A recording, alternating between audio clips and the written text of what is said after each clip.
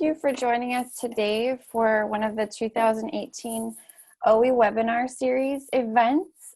Today we're actually going to hear from Brenna Cooch about onboarding engagement from day one. She actually shared this at our conference in January over in Sun River, and I had the opportunity to attend. I'm really excited to see how she has adapted this for the webinar audience. So I'd like to, before I let Brenna take over, I'm going to share a couple opportunities with all of you. So I'm Cherise Bunn. I'm the Director of Education here at OE, and we have some awesome opportunities that I share with you every month. So one is to propose a webinar. Our next slide will show some of the webinars coming up, but we have a few months where we actually have some openings, and we've actually had some pretty awesome proposals come through that we're trying to adapt for webinars for you. But if you're interested in proposing a webinar or sharing something with the OE community, the education committee reviews it, and you have a really great opportunity to have some professional development and also share your passions and content with the community. Also, we have Write for OE, which is the bi-weekly blog posts we share with the community. And so we have a couple great ones here in May. And then in June, we actually have some cool, exciting things coming. But we welcome you to share your story, to tell us what's going on, talk about important topics that you care about. In addition to that, I wanted to share something that we will be announcing more in June, which is a Dear OE column, where you will be able to write in questions to the OE board members that we're going to respond to. And you'll see an example of what that looks like in June, but I did want to let you know about it. Also, we have the OE Book Club, which the two books shown on the screen here are the ones we're going to be reading this year. There will be a schedule coming out soon about why are all the Black kids sitting together in the cafeteria to kind of help us all read it, myself included. And so that's a kind of a guide to help us move through that. And then in June, actually, I'm planning to host a book talk online. So hopefully you'll engage with us there. Other upcoming OE webinars in August, we have one about reframing hard conversations with Stephanie Hefner. In September, we're going to talk about culture in higher education with Kara Sappington. In October, Yulia Dennis is going to lead us in a conversation about finance and salary negotiation. So with that, I actually am going to hand it over to Brenna. Thank you all for being with us today. Great, thank you, Cherise. I'm going to try to share my screen here. Great. Thank you. Can you hear and see me okay, Cherise? Yes, I can. Great. Thanks everybody for joining me for my first webinar. I'm really excited to talk to you about two of my favorite things, which are onboarding and engagement. I'm still getting over being sick, so my apologies for any weird background noises during the recording. And then there are no interactive parts to the webinar. I just wanted to keep it simple, but if you do have questions, please feel free to ask. I can't actually see the chat, but Cherise is monitoring that, so she can feel free to interrupt, or I'll try to pause for a minute between different sections to give a chance for that. And then we'll have time for questions at the end. Also, this is fairly text heavy, and I have a couple links in the slides, and I am intending, and I think this is possible, to share the slides with those of you who registered after everything gets wrapped up at the end. So you will have an opportunity to see the slides yourself if you want. Okay, so we're gonna start. Hello, my name is Brenna. Nice to meet you. I'm the manager for Culture, Inclusion, and Development in the Office of Information Technology at Portland State University. I love my job so much. I've been at PSU for 16 years, and 13 of those have been in my department. So it's really great here, and I'm excited that I get to be involved in all the cool things that I am. A lot of what I do that I'm going to talk to you about today is kind of the intersection of people and processes. So they aren't actually opposite things, even though we tend to think of them like that. So what can we do so that our processes really support our people? And two of those are onboarding and engagement. So I'll start off with this quote: people will forget what you said, they will forget what you did, but people will never forget how you made them feel. And a lot of what we do and what we'll talk about with onboarding today is really focused on how we're making people feel when they come start at our different institutions. So think for a minute of a memorable first day for you on a job, or if you don't have one of these, maybe one that you heard about from a friend, and how did that really make you feel? You know, maybe if it wasn't such a great experience, you were bored, really scared, maybe kind of full of regret, like, oh my God, what have I done? Lonely. And then hopefully a lot of you have had good experiences. So you were excited, you felt challenged, like that good inspirational level of challenge about all the good work you could do. You felt really welcomed or cared for, like people were, really happy you were showing up. And we really want to focus on creating those good days and that good experience coming into our organization. So a little bit about engagement first off. What is this engagement thing? You've probably all heard maybe a lot about it. It's a bit of a buzzword that I'm embracing right now. So employee engagement, here's a couple definitions that I thought were a good explanation and some different ways to look at it. So our more clinical, maybe textbook definition is a positive, fulfilling, work-related state of mind characterized by vigor, dedication, and absorption. I really like that particular use of the word vigor. Second one from Wikipedia, of course, because they're great at summarizing things. An engaged employee is one who's fully absorbed by and enthusiastic about their work and takes positive action to further the organization's reputation and interests. And I really like the focus there on caring about the organization and wanting that, particularly in higher ed, because of course we want everybody who works with us to care about our university.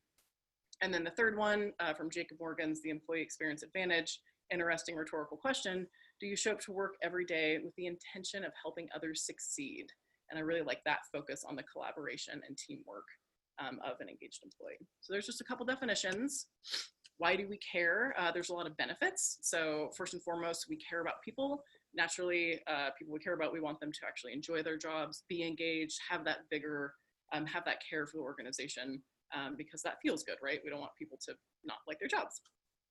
Performance is better when people are engaged, so they perform better. The customers are happier, which for higher ed is students and faculty and staff, so everyone that we work with is happier and has that better experience. Turnover is lower. People are looking to leave less, obviously, when they love their jobs and they're engaged. They're more innovative. They're more committed to the organization, which can be the university or college or the department or even the team. And then there's a lot of financial benefits. So we are in, that nonprofit sector. So maybe it's not for our shareholders, but we're definitely concerned about finance in higher ed with funding, and teams who are engaged, employees who are engaged can help that be better. So it's really important. I could talk about this for a really long time. So contact me if you want to have that conversation. So onboarding, why is that particularly important? So onboarding is that first window into your organization for your employees, and your employees are who kind of drive the organization, right? So a good onboarding experience is essential for them to experience that high engagement. If they start off with that really bad, those negative adjectives, they're bored, they're scared, they're lonely, it's going to be really hard to bounce back from that and create a good, supportive, and engaging environment. It's really important for them to feel welcome. So this is our first opportunity, and if people show up and they feel unwelcome, they're probably not going to be super engaged and motivated to wake up on the second day and be jazzed about coming to work. It's really important for understanding the organization. So just knowing, your institutions may be different, but PSU is large, and a lot of the Oregon institutions are pretty large. And so it can be really confusing, even for somebody who's been here for 16 years. I never know what has changed in the past week organizationally. And that is something that can take some time to explain to a new person. So having good onboarding will help them to understand the organization, what our mission is. Knowing how to do their job too, very important. Poor onboarding maybe means that they aren't really getting an explanation of how to do their job, where the resources are, or even how their job fits into the organization. And then essential for high retention. Again, if somebody starts and it's a really bad experience, they're probably going to start their search again. And I've certainly talked to people and met people here at PSU who that has happened, unfortunately. Or on the flip side, people who have started here and were really happy because maybe their last job only lasted a couple months because it was really bad. So onboarding, very important for engagement, and it's really our first chance to make that great. So how, and this is an outline for the rest of the hour, 45 minutes that I'm going to be talking. We're going to talk about inclusive employee-focused practices. That's a lot of what I do, and I'm really excited to share with you. So that includes some structure, manager preparation, communication and feedback, and some information about a buddy program we have that has been very successful. So employee-focused and inclusive. Just, I guess, a reminder as we start, engagement is the employee's experience. It's not the employer's. So we can't set up a working environment that we as the boss or the employer think is really great and dictate that people are therefore engaged, right? It's something that is different for every individual, and it's all about them. It's not about us. So as we go through this webinar and as we think about our processes, I really try to think about those from the lens and the viewpoint of the employee. It's thinking about how it feels for the employee, right? It's not just about the logistics, but it's really about how we're making them feel. If they're feeling welcome and excited, and those positive or negative feelings, because that's what we really hold on to and remember just generally as human beings.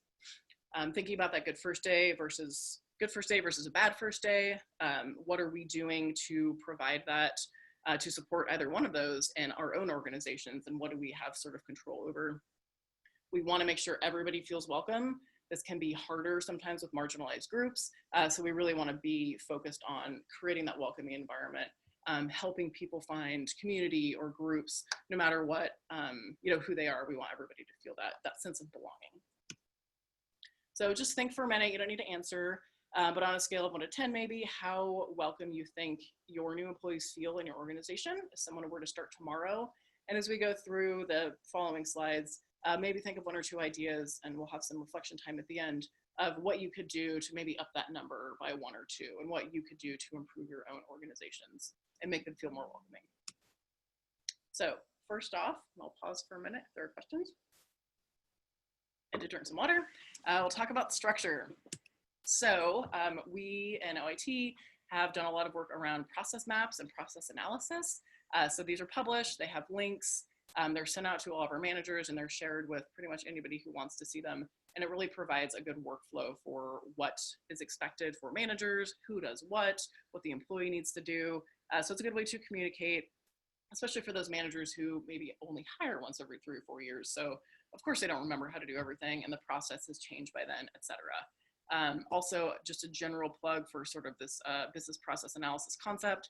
By having to write out all of your processes and put them in a map like this, it really helps you to understand what you're doing, who's doing it, if there's any inefficiencies or clarifications that you can do. So would highly recommend this for all. We have them for all of our HR type processes, and it's been really great for that communication. Second, which has been one of our big success points over the past few years, are onboarding sheets. So these are sheets for every employee. Here's an example for somebody named Jay Smith who started. We have about 115 staff and 130 student employees, and everybody has their own sheet. So as you'll see on the left, it has all the tasks, some depending on, again, this is IT, so we have a lot of technical accounts and trainings to do. So some of the sheets are maybe 100 lines long. They're very big, but they're comprehensive is a euphemism I would use. There's a lot of hyperlinks in there so people know how to get to things. It almost acts like a wiki in terms of consolidating all of the training that needs to happen as somebody starts in the first month or so. There's also notes. It says who is expected to do what, so there's a lot of clarification there, particularly between sort of the office side and the supervisor side. In the past, it's been kind of muddy as to who's expected to do what. And then we have an area for notes and the ticket number. Then when you're done, you sign it off and we know it's done. So it's very clear who does what. And then our internal guidelines are that these are completed within the first 30 days of somebody's start date, staff or student. So what we do, we have a template for each department. We have 6 or 7 different departments, and they all have their own templates. Or, the AV department is very different than the banner, programmers department. So we have that template and make a copy, rename it for the person, and then go and make any small edits. Then everybody, it's in Google. Some of you have Office 365. I think this might have the same functionality, but everybody can fill it out collaboratively. It's not a spreadsheet that gets emailed around to 13 different people or a piece of paper.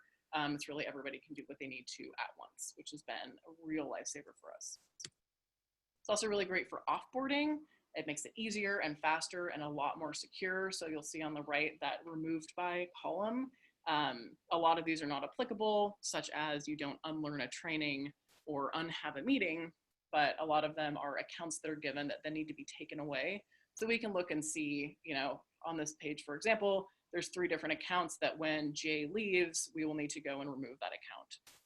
So it's been really good for that. In the past, I know it's been a lot of remembering as it comes up what accounts people have, which is not secure. And we really want to make sure that we don't have access, that nobody who doesn't work for us has access to our systems. So it's been really great. I love it. So the process maps particularly help our managers know what to do next, and it really helps communicate the process. And then the onboarding sheets have a ton of benefits, so employees actually know what is expected of them, and it gives them a way to feel productive. Some of the feedback has been, at some of my other jobs that I started, I just felt like I was sitting there twiddling my thumbs because I didn't have any access and nobody was telling me what to do. So this is a great way to start them off really strong. It helps them get up to speed more quickly so they know what they need to learn and they can go learn it sometimes at their own pace, and really be able to learn the job and be successful quickly. That's what people want when they start a job, is to just like start being productive and successful and doing the job. And one of our employees used the phrase, felt like they were set up for success just with everything in the onboarding and interview process, but particularly the onboarding sheets. It also provides that central place for documentation, again, and that sort of wiki concept of everything you'll need to know is linked here, so you're not trying to like navigate through different folders and Google Drives and emails and documentation. This should be a good way to remain organized. And then slightly tongue-in-cheek, beloved by employees. They are kind of unwieldy, but the feedback is that people really do appreciate having that. Of course, this is IT, so maybe we're like more spreadsheet loving than your average higher ed employee, but it's really great to have everything organized and explicit, and they just really appreciate that transparency as well. So it's been really great. I would highly recommend making your own. So for those of you who do get the slides, there's a link here. It is locked down, but if you request from a PDX.edu address, I will temporarily share with you. This is our public, there's no confidential information in this, but I would like to share with other Oregon higher ed institutions if that's something that would be helpful to you. There's a bit about conditional formatting that you can read later if you want to, but it's an extra layer of complication that I think a lot of you probably don't necessarily need. So there's no questions. So the next section here is manager preparation. Really important to make sure managers are prepared. And that does not just start the second that the employee shows up to work. So there's a lot to do beforehand to prepare. A lot of things that we do kind of on the admin side and then also on the manager side to get ready for that. So before the first day, we'll do things like submit hire paperwork, key requests, get their computer ready, which often means ordering or re-imaging it, assigning them a buddy, which I'll talk about later in the presentation, and just sending a little intro email that says, hey, this is this person, here's what our buddy system is, get them to know that person a little bit. Getting their office ready. So, you don't want to show up to work on your first day and your office is a mess and you don't even have a garbage can or a computer. It definitely feels like people weren't expecting you. It didn't really care that you showed up. If it's possible to have the office looking ready during the interviews, it's recommended that you could show the person what their office is going to look like. It'll help with that uncertainty during the first day. Write a welcome note. Some of our teams have big flip charts that they write, like a giant welcome, and then everybody signs and writes a little message. You don't have to go that far, but even a little card that says, hey, we're really excited that you're here today. Welcome to the team. Feels really good to show up to that on the first day. Send a schedule for the first few days, and maybe touch base, the week before. Hey, excited that you're coming in on Monday. Here's what our first week is going to look like. Just give them a little bit of an understanding of what they're going to be doing so they don't just show up and have no idea what's going to happen. And then as a manager, certainly clear your calendar for training. I've heard of some, really unfortunate onboarding incidents, not here, fortunately, where somebody shows up and the manager is busy in meetings and they have so much to do and they're too busy. And so they just kind of throw the person in the office and say, I'll see you tomorrow morning. What's that person supposed to do, right? They don't really understand what their job is at that point. They have no context. So clear your calendar, set aside time to meet with that person. On the first day, lots to do there. Obviously, reviewing the onboarding sheet. So we recommend doing this when you are reviewing other training, introductions, doing your tour, sort of that intro look into what the next month or couple days is going to be like. And then as they review their onboarding sheet, maybe, you'll have an hour where you do need to go to a meeting, but they can go through and start doing the trainings and the FERPA and all of the things that are required for your department. Lots of other stuff to do, of course, on the first few days to create that welcoming, structured feeling. So giving them all their access should happen as soon as possible on their first day. It's really unfortunate that people still a month or even 6 months later are discovering the types of access that they need that could have been on that onboarding sheet and done within the first day or two. So really trying to understand what access they're going to need so that we can set them up for success. Review their position description and the expectations that you have as their manager. So they want to know what they're expected to do, and norms such as what time to show up, etc. Everybody really wants to know how they can perform well. Introduce them to their colleagues. In IT, sometimes we have fairly introverted or shy people who don't really introduce themselves a lot. So as the manager, it's really helpful to go around and say, oh, this is blah, and this is their job, especially those who won't be on that person's direct team. It's a real whirlwind at first meeting all these new people, but it can definitely help identify like, oh yeah, you're Brenna and this is what you do when you pass them in the hall, especially in your first week when you don't know anybody. Talk about the culture, so that can be in your department or your team or the culture at your university.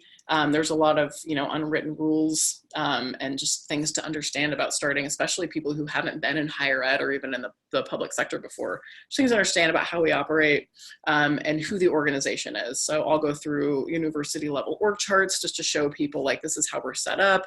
Even in higher ed, there's a lot of variation, for example, where IT sits and what different academic and administrative areas look like. So just give them some context for the department and the university.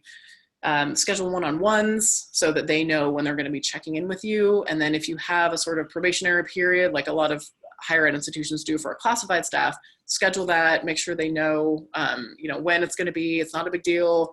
It's a time to check in. And then of course that shouldn't be the first check-in. They should know very well before then how they're doing.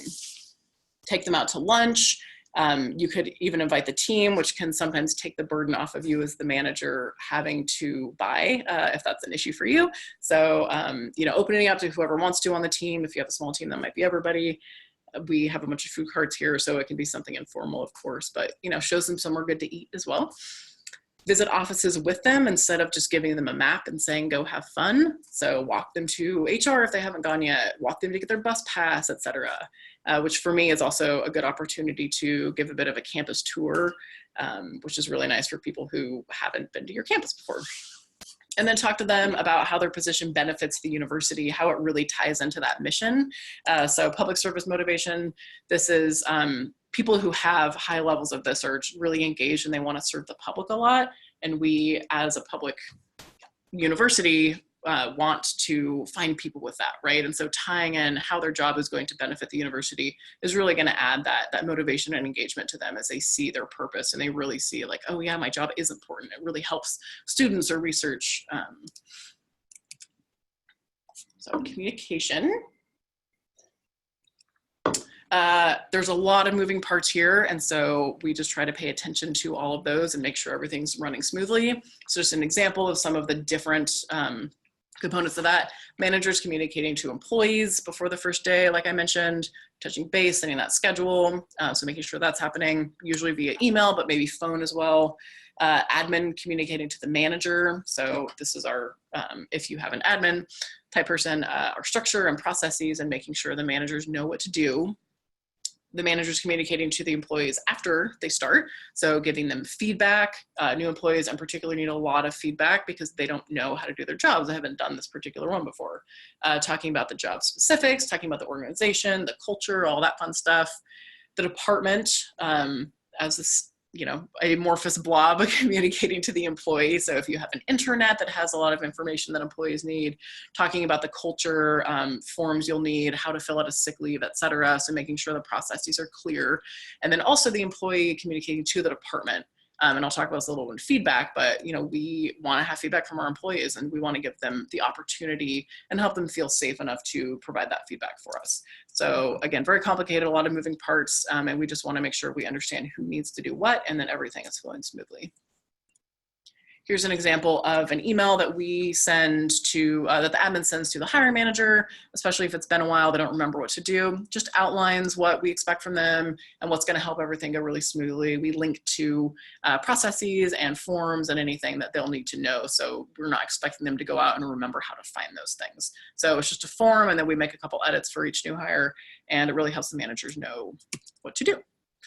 Then in terms of sharing the onboarding sheet, this is an email that goes out on the first day, and it goes to the employee in the morning and says, hey, we're really excited to have you start here. Here's your onboarding sheet.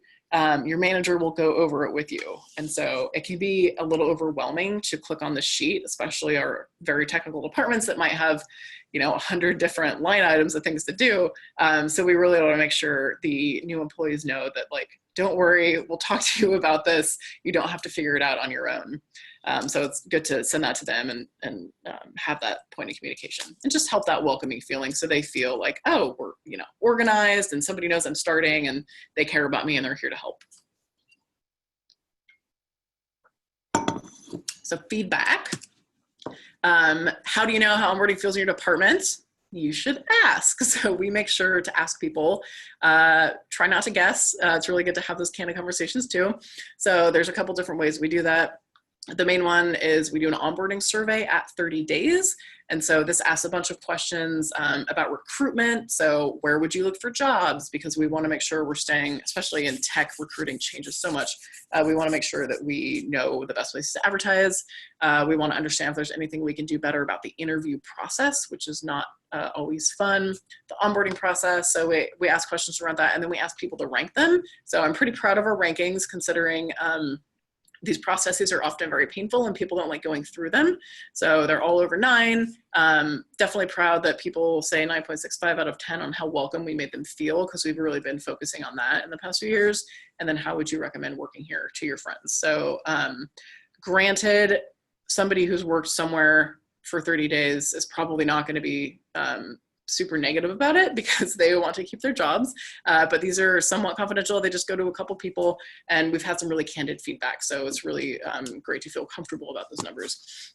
And then, of course, there's room for them to add their input and what they liked and what we could change. So it's not just numbers. And then I just recently finished doing a round of interviews with our new hires from the past year or so, which I would highly recommend. They were very confidential. I'm the only one who gets the specifics of who said what. And then I generalized the report. But it gave me a really good look into what it feels like for those people to start. And then actually the ones who started a year ago, what do they remember? Like, do they remember being terrified in their interview because they weren't expecting to walk into a room of 10 people? Or did they feel really welcome and great when they started? So that gave a really specific, deep dive into, what it feels like to be a new employee here and what we can do to make that better. And also know what we're really awesome at, which is onboarding is one of those. Okay, then our buddy program. So just a quick plug, this is something that matches up new employees with more tenured employees. So we, on the admin side, manage assignments. We don't really base this off of a whole lot currently. It's not like a matchmaking sort of service where, oh, you both like this. But we try to go by department and area and match people up with someone they wouldn't normally come into contact with. So someone in a different building, definitely not on the same team, because we want to give them that different perspective. So we have a quick intro and some guidelines for our tenured staff buddies, just, ideas of what to talk about, places that you can go on a tour, etc. We're always open to more suggestions. We will schedule lunch for the first week that is 2 hours long. And so they have time to go get lunch, take a little campus tour. If the person's already been to campus, maybe, we'll do a tour of the data center or the labs or some other area they haven't seen before. Or if somebody's brand new to Portland, there's a lot that you can do to walk them around the downtown area. So just give them a chance to meet and, figure out who each other are. We encourage regular contact over the next few months. So, maybe go out to coffee once a month or drop by their desk and say, hey, how's it going? And just make sure it's not that, one touch and then done. We want to follow up, especially they might feel, they're still trying to understand what is appropriate and, all this new stuff. And so we need to be aware that we should be following up. We solicit feedback from the new hires and also from the tenured buddies to make sure we're providing, the right information and structure. We want to make sure that this is a useful thing. And so far the feedback is that it generally is. So it's good for the new people. They really love it. It's great for integration, meeting new people, understanding more about a different area of the department because we're pretty big. Definitely helps with some of that cultural knowledge that you might necessarily not want to ask your manager, or university politics. There's always something to say about those. And then it has really helped engagement, not just for our new staff, but interestingly for our old or our more tenured employees too, because they get to meet somebody new that they wouldn't normally, maybe not the same person they've been working with for the past 5 years. So it's been really successful for that. Hey, Brenna, we had a question. Do you want to wait till the end or should we ask the question? Okay, Ashley asked the question, for the onboarding survey, how can you make sure the employee is giving honest feedback if it can't be confidential? And she said she works in a smallish office with only one new employee at a time. That has not come up, like nobody's really asked that question yet because we have a lot of new employees. I would maybe make it confidential and say that it is. So this is only coming to us. And then after you get a couple, then you can make some generalizations or even be able to make those generalizations without pointing it to a specific person. So it's going to be hard when it's really small to maintain that, especially if it's more negative feedback. You can also talk to that person. If it's really small, you might also want to just skip the survey and have those interviews and really talk to that person about their comfort level of what can be shared. A lot of people are fine with their constructive criticism being shared as long as they're not going to get fired. So that's not a straight answer, but I hope it's somewhat helpful. It's really going to depend on your organization, and as vague as you can make things, and as creatively as you can slip those recommendations into conversation, I would say go for it. Thank you. Yeah. So action, this is just kind of the end wrap up. Couple questions for you to reflect on. You don't need to answer them in the chat window, but when you think about your onboarding and how you're engaging your new employees and your culture at your institution or your organization, what's something else that you can implement? Maybe something you saw here that you really liked or it made you think of something else. Obviously, I haven't thought of everything. And what are some really great things that you can do to make that better?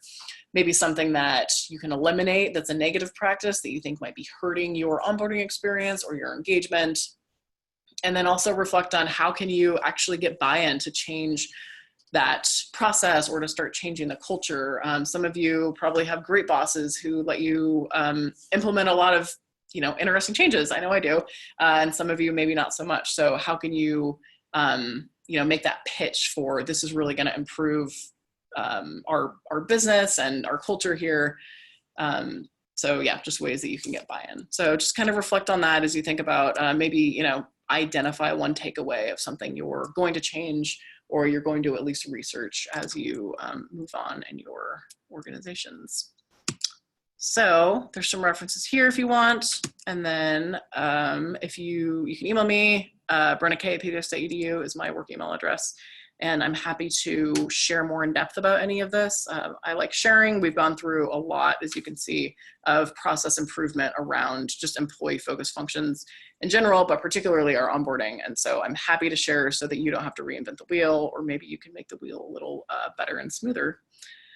So yeah, if there are questions or even comments or other ideas, I love hearing those. So, and Charisse can read those to me because I can't actually see them.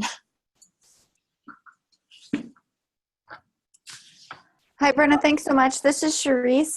Someone asked about will we get the slides, and we're hoping to share this and also the recording of this webinar for folks so you can share them with your communities and other folks. But I have a question for you.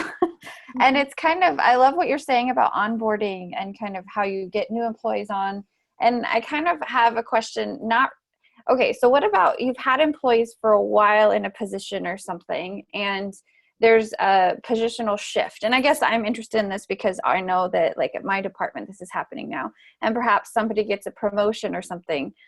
I don't know that that's definitely not new employee onboarding, but what kind of ways do you know of that you can help in that kind of a transition where somebody maybe suddenly it's like a colleague that's in a position of power over you, or you are that person who is suddenly put in a position of power and you're working with your peers. as their new supervisor. Do you have suggestions on like kind of maybe it's not onboarding, but transitional practices to support a situation like that? It seems like it's really common where I work, at least. That is a great question, and I don't have a super structured answer. I would say one of the biggest things that would be helpful for somebody who hasn't been a manager before is to maybe meet up and talk to somebody, really almost like a different sort of manager buddy system about, and maybe even somebody who has gone through the same transition if it's really common there. So what was it like? What were some, like issues that you ran into? Do you have any recommendations for how I can be successful? So I think it'd be really interesting to get the perspective of somebody that's happened to, especially if you are someone else who's been a peer and then all of a sudden they're the boss, because that can be really tough, I know.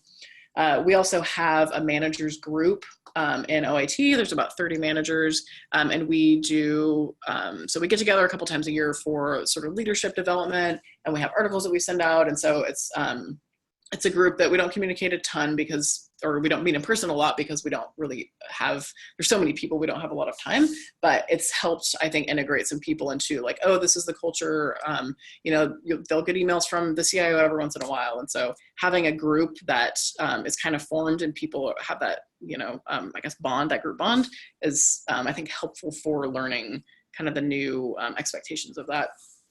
PSU also has a manager's training series that people coming to PSU, but also people who have gone from staff to manager have found really helpful. And they cover process and also sort of philosophical things. So processes around how to approve timesheets and what it's like to manage union employees, et cetera. But then there's also the philosophical ones of how do you encourage engagement in your employees and how do you motivate them? And so if there's anything that your institution has like that, definitely, kind of doing some hand holding at first, or you as the employee seeking that out and really looking for that training. Because it can be difficult. A lot of people, I forget, there's some name to it, but people are promoted the PETA principle based on their technical competency, not really their manager competency.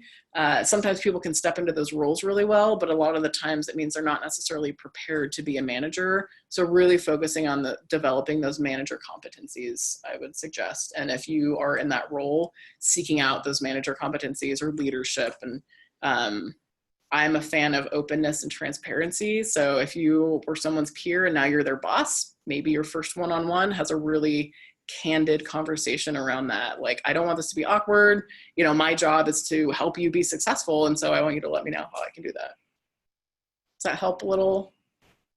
Yes, that does help. Thank you so much. Oh, and I will add one other. We do onboarding sheet. When somebody moves departments, they get a new onboarding sheet. And so just having the structure, a lot of times in the past, we would say, oh, whatever, you've already been working here, but then they're actually missing out on a lot of information. So maintaining that structure, even if some of it seems repetitive, I think is better and provides that person more support than having too little structure so that they're just feeling lost. Okay, thank you. So I have another question. So you said that PSU's buddy system pairs new employees with a buddy in a different team or department. This person's office pairs mentors, but within the same team. So, and there's been this person's experienced a tug of war between the mentor and supervisor. So she's saying that she wants to support the mentee in all aspects of the job, including the relationship with the supervisor, but has been told that needs to respect the supervisor's actions regarding their own opinions of the manager competencies. Do you have any advice on how to navigate the situation? Ooh, we don't do mentors. I mean, we have some informal mentorships. I've been wanting to start a mentor program, but we don't actually have one. So that sounds tough. Our buddy program is really just, even if maybe that other person is a supervisor or manager, and they might have an informal mentor role, it's really just like having a friend with a different perspective. So we don't have that. So, however, I would maybe talk to the mentor about that. So the mentor role and supervisor role are supposed to be very different, right? And the mentor should understand and respect that obviously that supervisor is here to direct your work and make sure that, they're getting the things done they need to get done for their department. The mentor is really more about, to me anyways, it's not about those technical competencies. It's about maybe the interpersonal development or career development. So just maybe even sitting down with the mentor and like mapping out like where their role ends and the supervisor's role begins. Because ultimately you're responsible to your supervisor for your job, and mentors are great, but maybe just a little more clarity around the roles there, or having a mentor that's in a totally different department so you don't get that pull or that like conflicting input.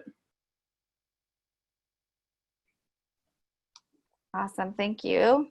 If there are any more questions, you can message them in the chat box now. I will say, while you're thinking, I was really nervous about doing a webinar, so I will plug doing one now that I'm at the end, and I think it's gone okay. Remember to have water, and it was a really fun opportunity. So if you've been kind of on the fence, or you have a cool presentation, or you've been wanting to make one, I think this is a great development opportunity.